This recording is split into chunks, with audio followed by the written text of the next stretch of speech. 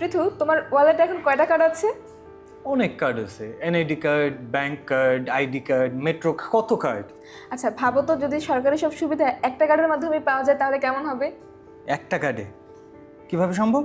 সরকার universal card নামে একটা নতুন কার্ড চালুর পরিকল্পনা করেছে। এতে সব কার্ডের সুবিধা এক কার্ডেই পাওয়া যাবে। কি নাম বললে? Universal card? হ্যাঁ, ধরো একজন মানুষ একই সাথে কৃষক কার্ড এবং ফ্যামিলি কার্ডের সুবিধা পায়। তো ইউনিভার্সাল কার্ড পেলে তাকে আর একসাথে অনেকগুলো কার্ড নিয়ে ঘুরতে হবে না, একটা কার্ড দিয়ে সে অনেকগুলো সুবিধা পেতে পারবে। তাই নাকি? কবে করলো এটা?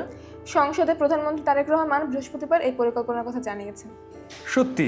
মানে তাহলে আলাদা আলাদা কার্ডের ঝামেলা থাকবে না?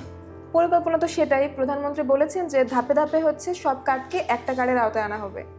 আচ্ছা, তো কোন কোন কার্ড যুক্ত হবে? আপাতত যেগুলোর কথা বলা হচ্ছে সেগুলো কৃষক কার্ড, ফ্যামিলি কার্ড আর প্রবাসী কার্ড। এছাড়াও ভবিষ্যতে আরও যে যে কার্ড আসবে সেগুলো এর সাথে যুক্ত হবে।